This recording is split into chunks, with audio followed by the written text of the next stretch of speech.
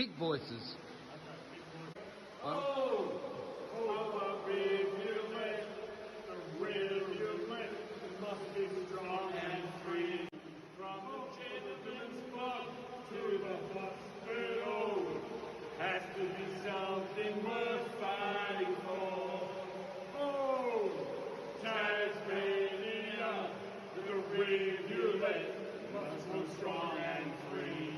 From the gentleman's club to the hospital, has to be something worth fighting for. Let the prickland flow, let the wild man free. Dougo is a fucking fiend. Hobart Darkie. Cheers. Cheers. Fuck yeah, Hobart Darkie, the best strain in the world. Let's go.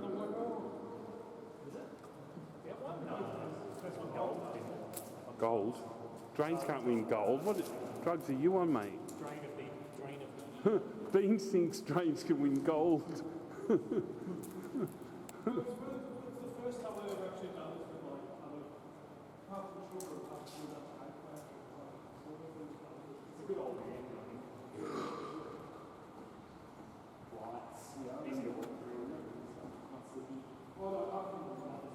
Well, the lights were for when they used to have a guided tour, but you can put more lights in.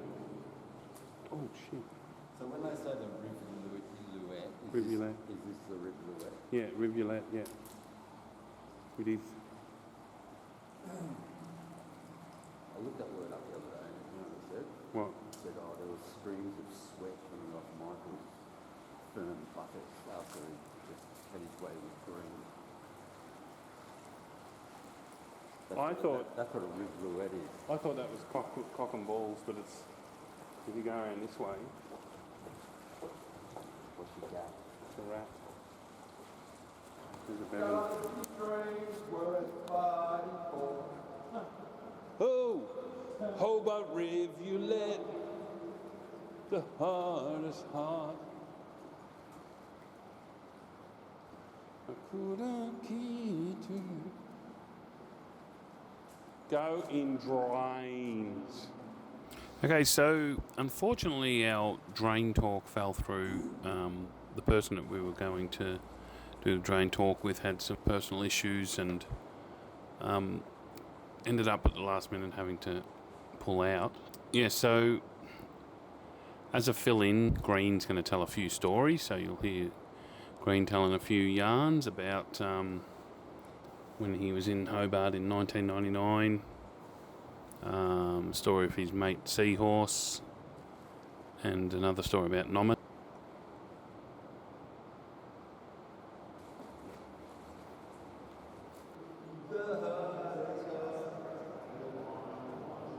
I love the way the ditch moves across. And Amebix is going to tell a story about what happened on this visit to a trip to Hungry Jack's one night, walking home after doing the drain. His story will be in a few, might be a bit confusing, but you'll know his voice, and it'll be in like 4 parts throughout the video. CaveClan want to start a Tasmanian branch. Chook, you interested in joining? If you're interested in joining, phone. Oh yeah, that was the old dodgy number, Gilligan. If disconnected, blah blah blah. 268 Abbotsford. Oh yeah, the old PO box. Something, explore. Blah blah blah. It's all gone over. Something USA. Hey dude. Yeah, it's all gone over. That was from our original trip here.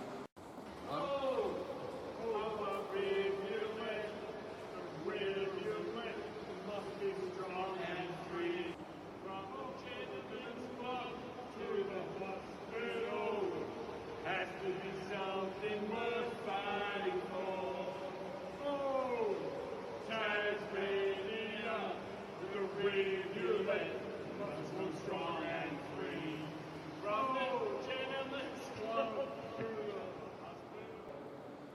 ever come here, Green, when you could get in the walls and get into the... That was such a good feature.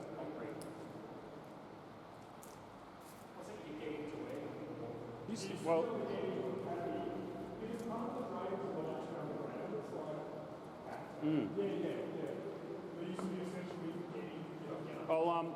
when I do this video, I'll chuck a bit in. Hobart Darkie's my favourite drain in the world. Like, I've travelled around a fair bit. I've done heaps of drains around Australia, Europe. I reckon it's even better than the Third Man tunnels in Vienna. Maybe that's just because I've got sentimental value. I don't know, I've spent more time down there than I reckon in any other drain that I've done, even maze or anything like that. I reckon the main thing is just the size of it. You know, the unique features that you don't find in any other drain, like the grill right in the mall in the CBD. The fact that it's got lights going through it, which I've never seen in any other drain. I suppose the fact that it just runs under the central business district of Hobart. And also, I suppose, just its proximity to another awesome tunnel, which is Domain. My first visit to Hobart Darkie was in early 1999, and it was my first travelling mission after finishing school. I spent like a month or so just travelling around Tassie, you know, checking out sort of different places, national parks and everything. I suppose the main thing that with Hobart back in those times, it was a fair bit different to now. It was easy to get in. How's this? Manholes in a drain.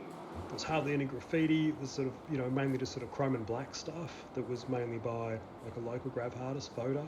And I reckon it was probably because it was the only spray paint you could get in Hobart at that time was chrome and black. Yeah, one thing's that, you know, I'm proud to say there's still an old green tag that I would have done back in early 99 that's kind of high up at the grill.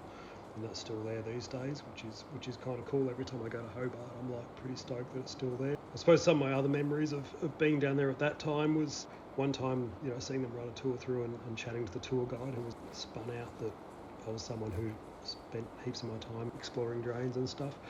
There was also just like work being done up the side tunnel where we could pop out right outside Banjo's and grab a coffee and then take them back down in the drain. I definitely want to come back up here tomorrow.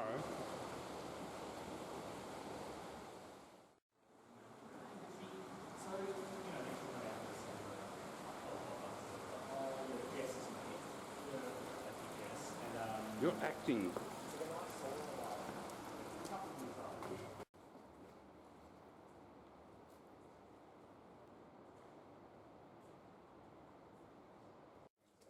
Oh, cunt. Watch out again. Yeah, I'm looking now. I reckon I smacked my head in here years ago too. I think there's a pole you have to climb over.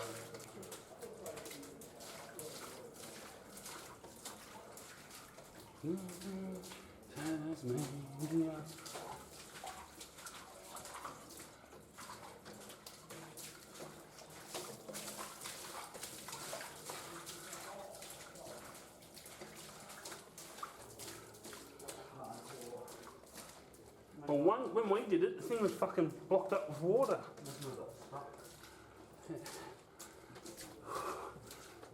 And cut. Fuck that, I'm done up there. So I was outside the servo and the Hungry Jacks waiting for you to come out, and there was a dude out there and he goes, the Hungry Jacks has got no buns and the servo's got no lighters, so no buns, no lighters. And then I go, well look, I can help you out with a lighter, but I've got no fucking pot. And he goes, well fucking just let me hang on a minute and I'll make a call. So then the dude like made a call, and I was looking inside the Hungry Jacks and I could see, I thought they were his mates, and they were his mates. And then this dude's like fossicking for his phone and shit, and then he answers his phone and then looks out to us, and his mate's like, what, come out here, like quick. And the dude came out and he's like all sus, he's going, what's going on, mate? Get out of it, guys! He didn't want to play along with it. He was like, oh, get off me. What are you doing? There you go, Wellington Bridge. Hi, how you going? Hi. Wellington Bridge. Got that very good lit. My shoes, which you can't really see. They see them in the light. my shoes. So if you've got a foot fetish, Come down here and get or it. Dougo drain shoe fetish, this is where you come. Imagine, like imagine being a drain explorer and finding this, like not really, I mean, if you're a dumbass not to know about Hobart really.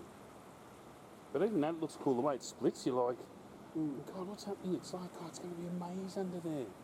And then the guy goes, oh, this guy's got no pot. And he was like real sus on me. It's like, I go to him, it's all right, man, like I'm not a cop or anything, I've just got no pot. And then he like sort of looked at his mate, and his mate looked at him and he goes, yeah, it's all right, it's Miko. And then he pulled out like an ounce bag of pot and broke me a butt off and goes, and I go, well, I've only got like $15 cash. And it was like, oh yeah, oh, cool. And he goes, oh, but look, that's pretty big bud, and like you're getting a pretty good deal there. And I'm like, well, you know, thanks, dude. Look, you know, I've only got $15 cash. What do you want to do? And then we, so, you know, deal done. It was all good. Yep, thanks for coming. How are you? How's your mum? Good job. Enjoy your burger. And then we wandered off and sung, let the Franklin flow, let the wild lands free. Yeah, another story from when I was there in early 1999 was, you know, a lot of the time I was there was just hanging out with these bunch of feral hippie kind of types, kind of annoying. Yeah, they're all smashed off. Well, mainly just sort of staying in a squat in this tiny apartment up on Elizabeth Street, but they all gave me the shits, so I was just trying to spend as much of my time down the drain as possible, like pretty much to get away from them.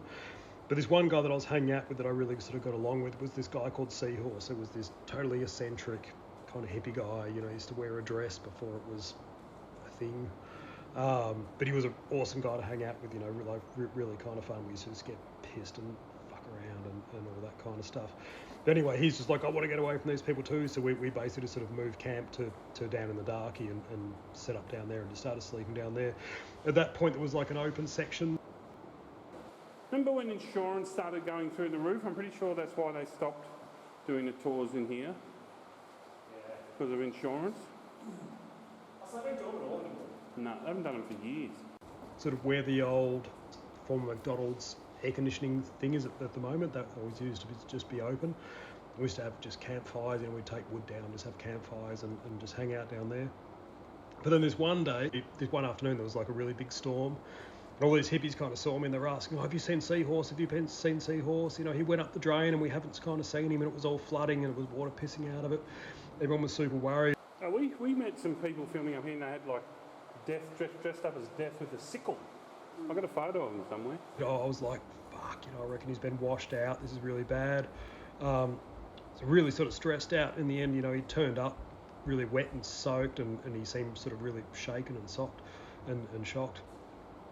And anyway, he'd gone up. So his story was he'd gone up to get his stuff, and he just couldn't stand the force of the water. All his stuff got washed out. But he got washed out right through Hobart Darky, right through Jermaine. Homeless people in the drain. But when he got washed out through Domain, he was able to climb up. Luckily, he was able to climb up through the embankment. And his good quote was, I was okay, I just went straight to the pub. But this actually made front page news of the Mercury newspaper, like the local newspaper in Tasmania. So it became a pretty legendary story. Keep going. I like to have someone in the shop, but preferably not you, but you'll do it.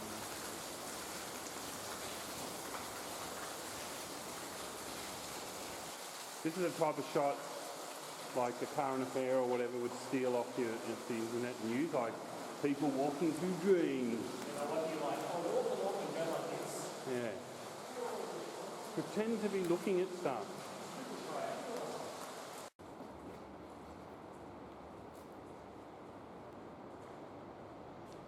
Yeah, so my next time in Tassie was April, May 2005. I sort of went down there for a two-week trip with Dirge and her English cousin, and Nomis came down as well.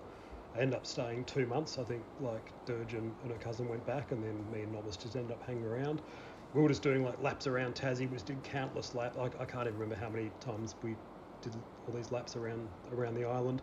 Mainly just sort of bushwalking, but you know, also just hanging out a lot in the Styx Valley and sort of doing some seasonal work here and there. They call themselves the CaveClan.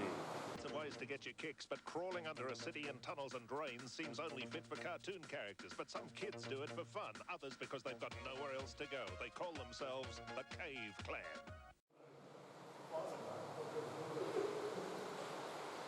Well, I've seen enough. Let's go back. Shit rain. But yeah, it was around that time that sort of Forestry Tasmania and Guns Limited, the forestry company, were just hell bent on destroying pretty much one of the most beautiful places on earth to grind it up for wood chips. So we were pretty involved in the campaign and just sort of spending a lot of our time hanging out in the forest. But while we were there, you know, we did Newtown, we did Domain, and we just spent shitloads of time down in Hobart Darkie. We absolutely plastered Hobart with stickers. Like we just put, it was like every pole in Hobart, Launceston was just covered in CaveClan stickers that we put up. Drinking Cascades down in Hobart Darkie. Fuck, I wouldn't know how many Cascades I drank in Hobart Darkie. Probably over 1,000, literally.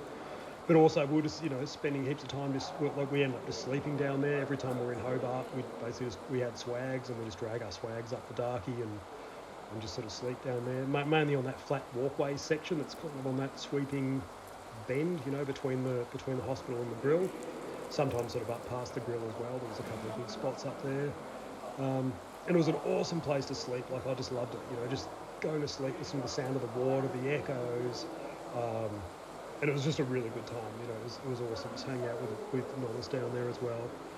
So I've got heaps of good memories of Hobart. Like, I love it. Like I said, it's my favourite drain in the world. I'd have my ashes spread in that drain.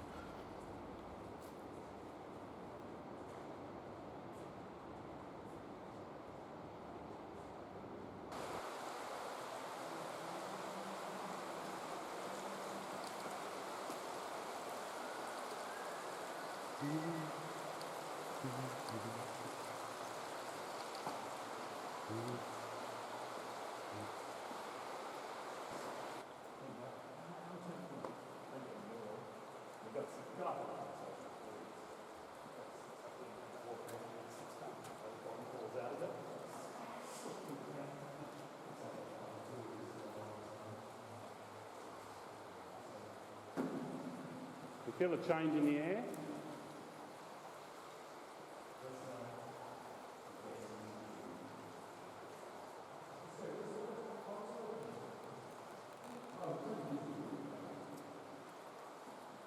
Cock and balls!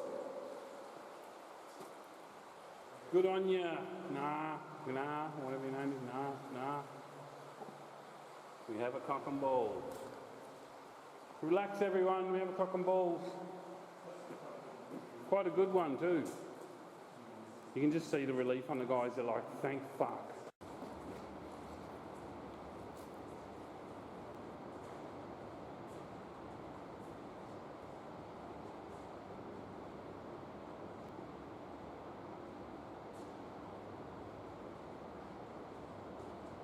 Lucky we brought our big bright torches along.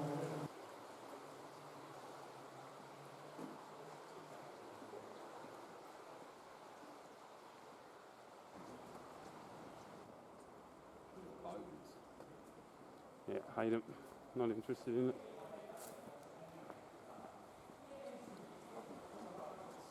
Another syringe bin. That's like 3 syringe bins in this drain. So far we've done the drains, we've had the beers, still got to find some cool cunts to hang out with. I'm going survey. All right.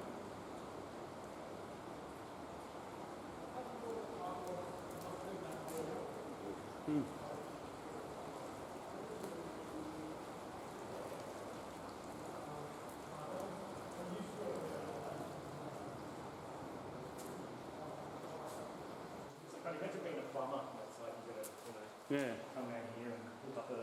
Oh, they'd have heaps of shit to do. Yeah. I remember thinking the maze up shop was cool. Is that from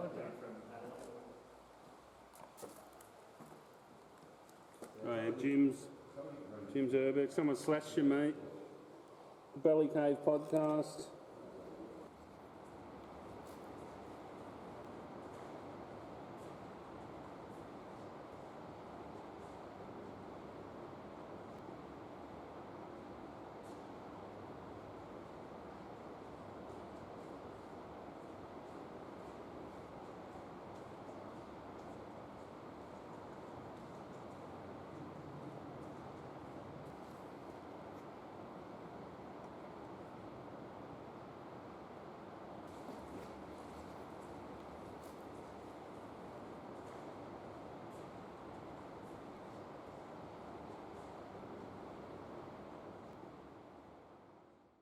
Reenact that classic photo, Doug, of being a seahorse. Oh, is it here? Yeah, we should. Reenact it to perfection. You probably remember it anyway. Sort of, yeah. I feel like he was going I was like on this that side, or something. and I was drinking a long neck. Yeah, he's going like this, I feel like. He's going got it. He's either have they like had to do hearing tests to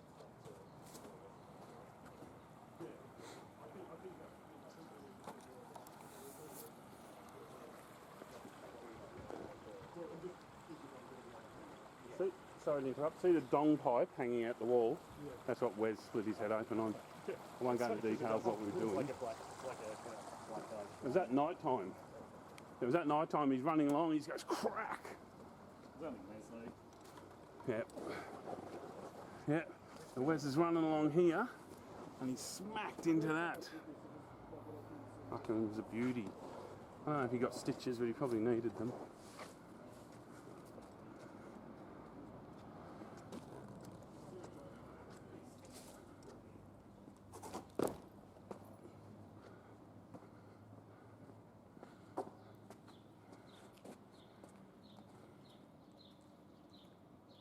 Hi ho, hi ho. He just hit his head on it. Did you really? Yeah, Do you get it on video? yeah. He just I was telling the story. He just said, look at the dong-shaped pipe. That's what Wes hit his head on. He was running along and he And then I just told the story in the video, so now... Wish that Yeah. footy was still here. This is where I kicked that footy. Thanks for reenacting it. Yeah, it's like, Thanks for reenacting that, mate. Good one. looked like it was going so much further, and then it didn't even get past the. It looks That's like still a good kick. Yeah. Everything's better in slow motion. Yeah. Have you watched that Dave Chappelle? You know, Dave Chappelle. Oh, I love... Oh, sorry, guys. Sorry, I can't walk. I like cock and balls, and then I like... I love you, Rebecca. Oh, like this one. I love you, Edward, Rebecca. And then I thought it said, I love you, Edward Road, Rebecca. I was going to say, I wonder where Edward Road is. The camera up there, I'm filming it. Guys, do you mind going just like 10 minutes up this side pipe? Apparently I heard a rumour that it gets a foot bigger. It turns into a 4-foot round pipe. You interested?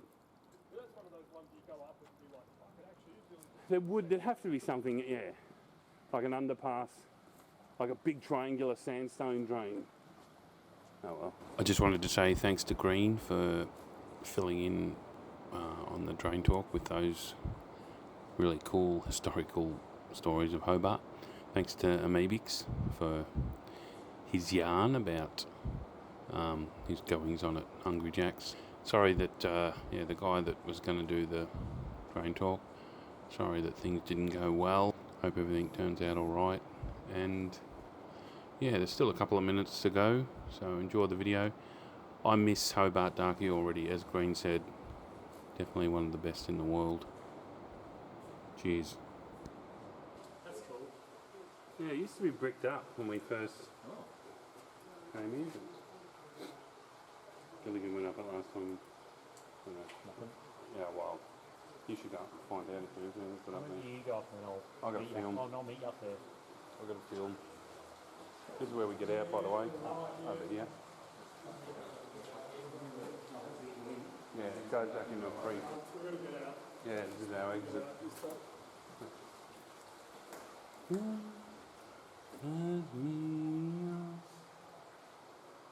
South Wall Corner Club. Chuka. Jim's Urbex is Yeah, but this guy, South Wall Corner Club, that's Chuka, who we're meeting.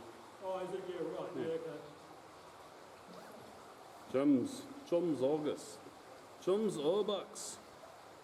The Bully Cave. I've still got my name on here, guys. What are you doing? Iron Fist Doug. You're going to get all these people watching your podcast. And go, where's Iron Fist Doug? Ooh, Tasmania. Mick, you can't keep you out of a drain. You're like a... When we first come here, this used to be bricked up. And now it's not bricked up, but water doesn't seem to flow out of it. Secret tunnel. Secret tunnel. Secret tunnel.